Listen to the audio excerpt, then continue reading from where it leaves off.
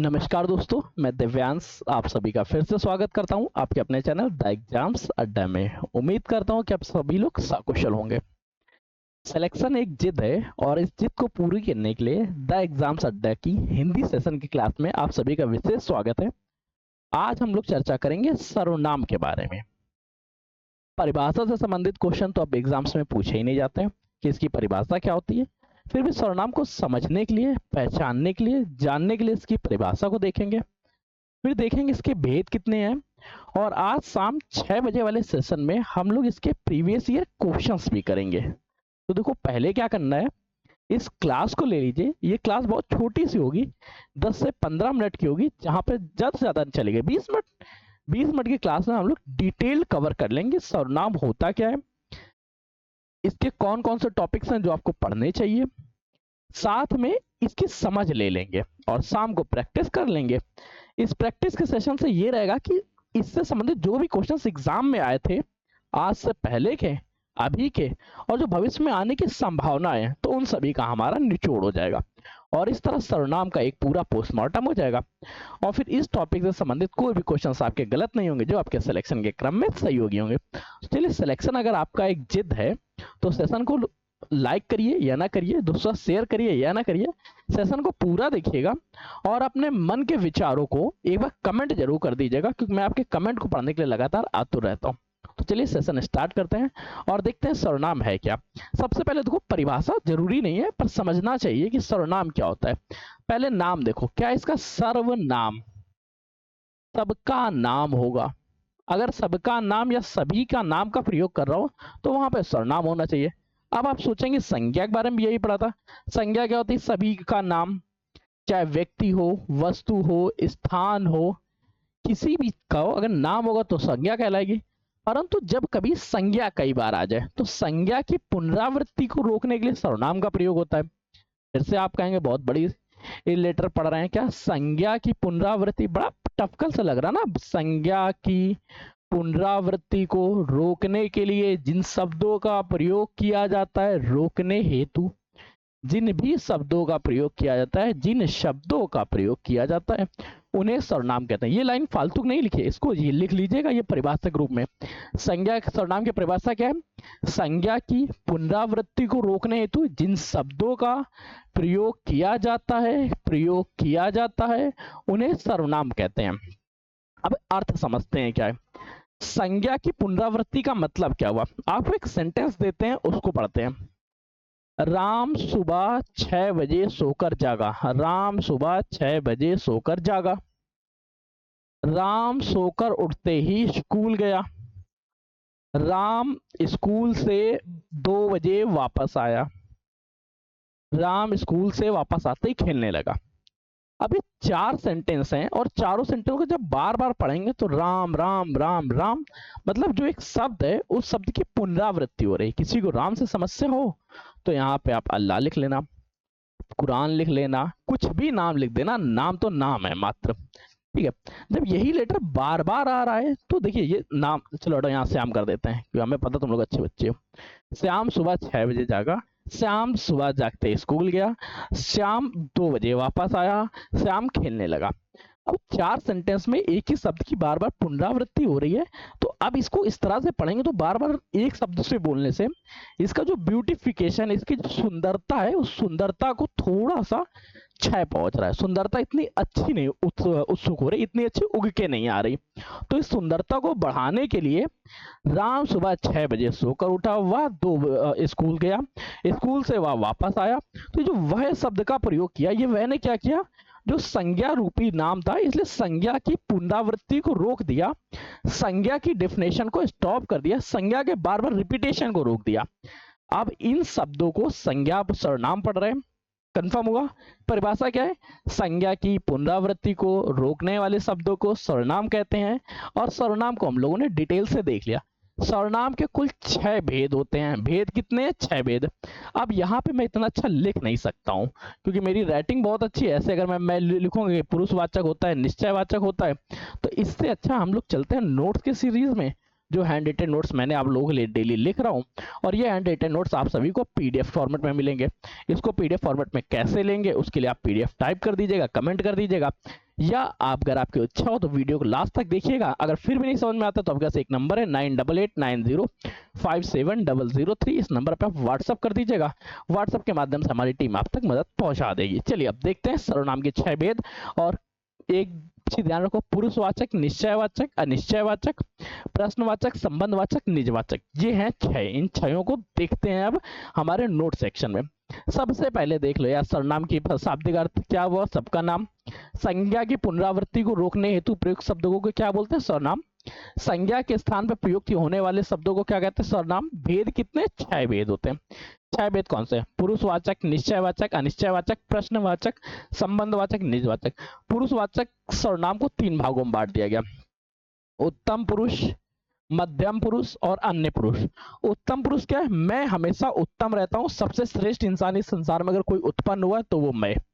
दूसरा जो है मध्यम कैटेगरी का, वो तुम हो या आप हो, और बाकी सब तो अन्य में आते हैं, तो इनमें अन्य को जोड़ दो, यह वह इत्यादि, वह हो गया, यह हो गया, वे। उत्तम कौन है? मैं हमेशा उत्तम हूँ, सर्वश्रेष्ठ हूँ, इस वजह से मैं शब्द का प्रयोग सदैव उत्तम श्रेणी में किया जाएगा। तुम मध्यम कैटेगरी के हो सकते हो या मध्यम श्रेणी में आ सकते हो, इसलिए तुम और आप शब्द का प्रयोग मध्यम श्रेणी में किया जाएगा। अन्य का प्रयोग यह वह इत्यादि का प्रयोग अन्य के रूप में किया जाएगा। निश्चय, नाम से पता चल रहा है, निश्चय सर्टेनिटी है, अनसर्टेनिटी या अनिश्चयवाद हो गया। क्वेश्चन मार्क, प्रश्नवाचक, इसका उसका जिसके जैसा जो जैसा संबंध बता दे। निजवाचक, जहां निज या अपनेपन का बात हो रहा हो। ये एक शॉर्ट रिवीजन है, समझ में आ जाए तो समझो, नहीं आए तो डिटेल में देखते हैं। सबसे पहले देखेंगे पुरुषवाचक, क्योंकि सबसे पहले आ रहा है और हम अपनी बात पहले करना चाहते हैं। वह सर्वनाम का रूप जिससे कहने वाले, सुनने वाले या किसी के बारे में बात की जा रही हो, इनका पता चले तो उन्हें सर्वनाम को या उस सर्वनाम को प्रश्नवाचक कहेंगे। कहने का मतलब क्या है? जब वक्ता मिल रहा हो। सुनने का मतलब क्या हुआ? जहां पे श्रोता मिल रहा हो। जब वक्ता और श्रोता, मैं आपसे मिला, बात कर रहा हूं, तो बात करते समय मैं जब बोलूंगा, आप सुनोगे, तो किसी तीसरे या अन्य का भी बोध होगा, उसे अन्य बोलेंगे। अब इसको तो 3 तरह से समझा जा सकता है। पुरुषवाचक क्या है?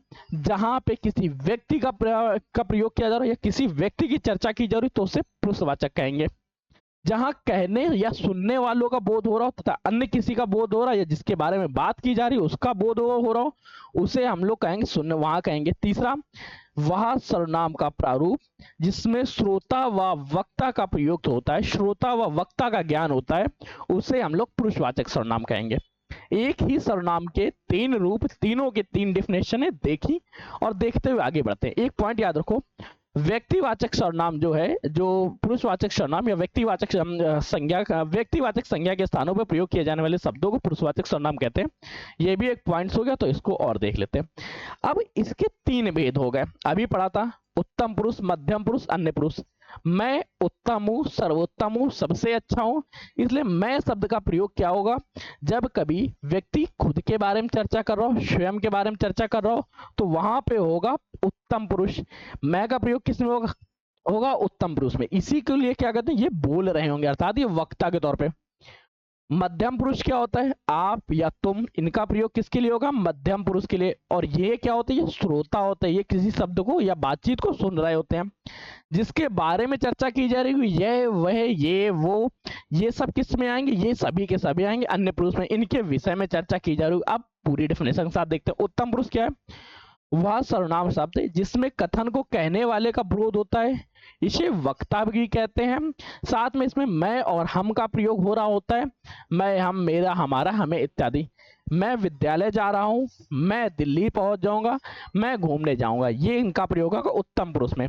उत्तम पुरुष का मतलब कहता है जहां मैं श्रोता स्वयं के बारे में चर्चा कर रहा हूँ, सॉरी, मैं वक्ता स्वयं के बारे में चर्चा कर रहा हूँ, बोल रहा हूँ, उन्हें क्या कहेंगे? उत्तम पुरुष, क्योंकि मैं उत्तम हूँ, सब सर्वोत्तम हूँ, सबसे अच्छा हूँ।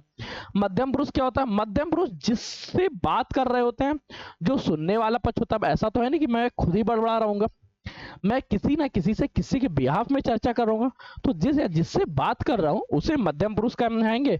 और मध्यम पुरुष में किनका प्रयोग किया जाता है? तुम, आप, तुम्हें, तेरा, तुम्हारा, आपका इत्यादि शब्दों का प्रयोग किया जाता है। अब इसी के साथ अन्य पुरुष क्या होता है? अन्य पुरुष हम दोनों लोग बैठे थे, किसी के बारे में बात कर रहे थे और उस समय बातें तीसरे के बारे में हो रही होती।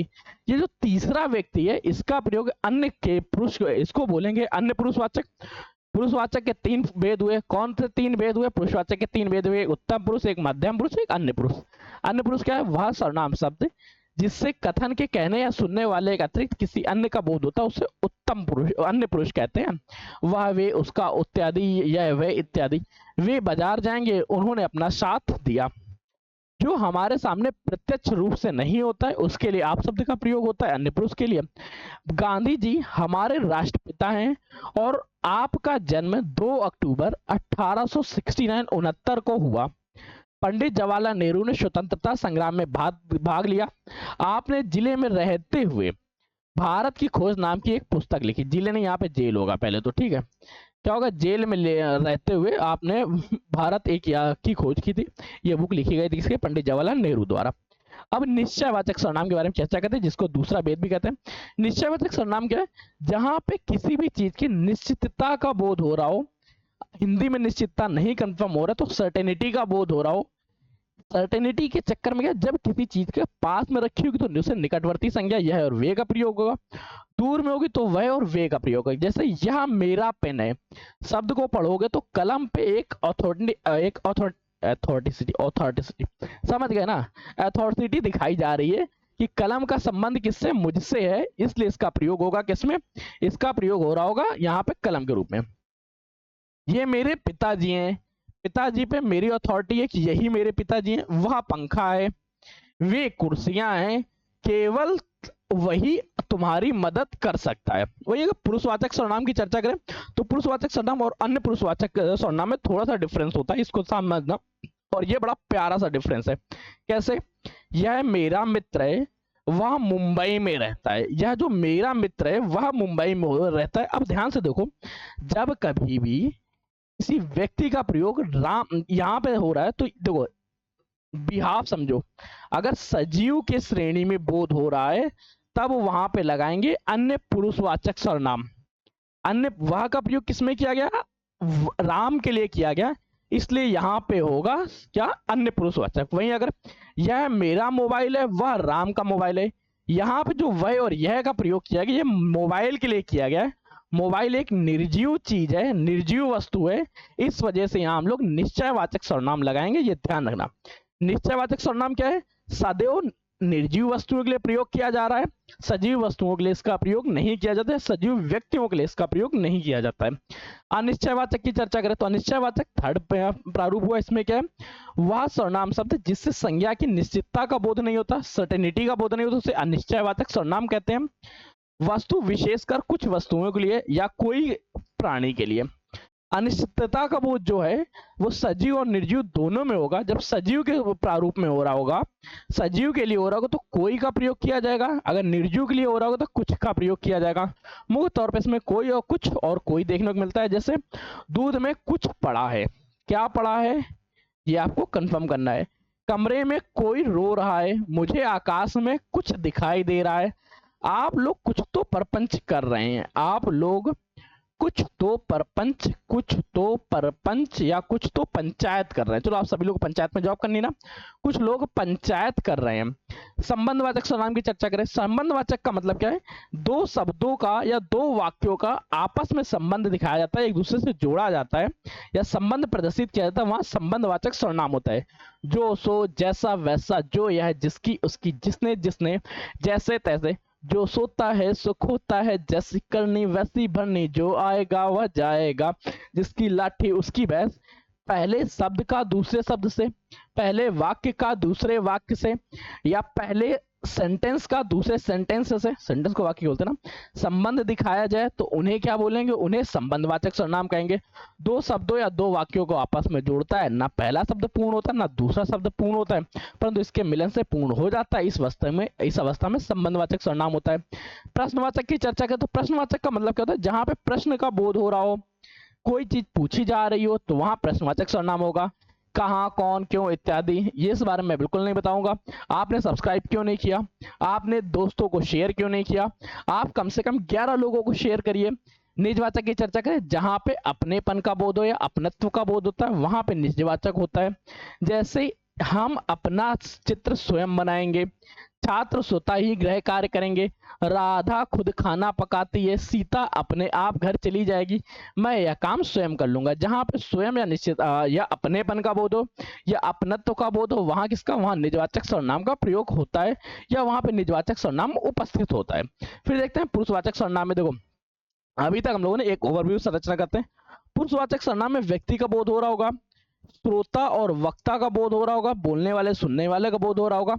3 प्रारूप, मैं सबसे उत्तम हूं इसलिए उत्तम में आऊंगा, तुम मध्यम हो मध्यम में, और जो बाकी वो अन्य है उनसे हमें कोई खास मतलब नहीं है। निजवाचक का मतलब क्या होता है, जहां निश्चितता का बोध हो, सर्टिनिटी बोध हो। पास के सेंस में यह वह या वह, यही यह और वह का प्रयोग होगा। दूर के सेंस में वह वे का प्रयोग हो रहा होगा। अनिश्चितता के बारे में चर्चा करें। अनिश्चितता का मतलब यह है कि जब कभी सजीव का बोध करो तो कोई का, और निर्जीव का बोध करो तो कुछ का प्रयोग किया जाएगा। जैसे कुछ रुपए दे दीजिए, कुछ लोगों को शेयर कर दीजिए, कोई तो यहाँ आया ही आया है। संबंध का चर्चा करें, जहां पे पहले शब्द का दूसरे शब्द के साथ, पहले वाक्य का दूसरे वाक्य के साथ संबंध गया तो वहां संबंधवाचक सर्वनाम होता है। प्रश्नवाचक की चर्चा करें तो जहां पे प्रश्न पूछने का बोध हो वहां प्रश्नवाचक। निजवाचक की चर्चा करें, जहां स्वयं या स्वतः का बोध हो रहा हो या अपनेत्व का बोध हो वहां पे क्या होगा, निजवाचक सर्वनाम। स्वतः ही, स्वयं, खुद, अपने आप इत्यादि। तो आज का सेशन था जहां हम लोगों ने चर्चा की सर्वनाम के बारे में। उम्मीद करते हैं सर्वनाम का कोई टॉपिक आपसे छूटा नहीं होगा, आपके पॉइंट्स कवर हो गए होंगे। हाँ, सर्वनाम की एक पॉइंट नहीं पूछा था, सर्वनाम की संख्या कितनी होती है, तो कुल 11 सर्वनाम माने गए हैं। ठीक है, ये पॉइंट्स और देख लेना क्योंकि मेरे ख्याल से ये पॉइंट्स यहाँ पे नहीं कवर हुआ। सर्वनाम की कुल संख्या कितनी है, 11। सर्वनाम के भेद कितने होते हैं, सर्वनाम के 6 भेद होते हैं। तो ये 2 पॉइंट्स और याद रखो। आज शाम 6 बजे मिलते हैं और 6 बजे मिलने के बाद हम लोग पूरा कवर करेंगे सर्वनाम, सर्वनाम से संबंधित क्वेश्चंस के बारे में। वो हमारे प्रीवियस ईयर क्वेश्चन सीरीज होगी, तो ये आपके सिलेक्शन में बहुत अहम योगदान देगी। पसंद आया तो क्या करना है आपको पता ही है, लाइक करना, शेयर करना, दोस्तों सब्सक्राइब करना, शेयर करना है। कम से कम 10 दोस्तों को शेयर करना, 10 दोस्तों से सब्सक्राइब कराना और उनसे कहना वो भी आगामी आने वाले 10 दोस्तों से कराएं। हिंदी का तो आपका बेड़ा पार हो गया, हिंदी खत्म। यूपी जीके की क्लास प्रॉपर चल रही है। कोई क्वेश्चंस, कोई डाउट आ रहा हो तो आप लोग पूछ सकते हैं, मैं आपके डाउट को सॉल्व करने के लिए तैयार हूँ। पॉलिटी की क्लास प्रिपेयर्ड हो ही चुकी है, आप देख ही रहे होंगे। हिस्ट्री की क्लासेस भी आपकी ऑन हो चुकी है। रीजनिंग के मैम के साथ कोई इश्यूज आ रहे हैं तो बता सकते हैं, क्या समस्या है उनका निदान कर दिया जाएगा। रीजनिंग हो गई, ये भी हो गई। कंप्यूटर का सेशन भी आपका स्टार्ट हो ही चुका है, तो कंप्यूटर के सेशन से भी संबंधित क्वेश्चंस खत्म हो गए। अब टॉपिक कौन सा बचा बताओ। हाँ, जैसे आपका ज्योग्राफी हुआ, इन्वायरमेंटल साइंस हुआ, तो इन्हीं में से कहीं ना कहीं जल्द जल्द एडजस्ट करते हैं। 60 दिन का आपका टारगेट दिया गया, इन 60 दिनों आपके सारे टॉपिक कवर कराए जाएंगे, भले ही मुझे संडे के दिन आपकी क्लास 11 घंटे लगातार लेनी पड़े। चलो तो सेशन को यहीं रख रहे हैं, उम्मीद करते पसंद आया होगा। तब तक के लिए कीप स्टडी, कीप स्माइलिंग, पढ़ते रहिए, मुस्कुराते रहिए। पढ़ाई मुस्कुराहट एक साथ अच्छी लगती है, अकेले में दोनों अधूरे हैं। मिलते हैं नए सेशन में नई जानकारियों के साथ, तब तक के लिए धन्यवाद दोस्तों।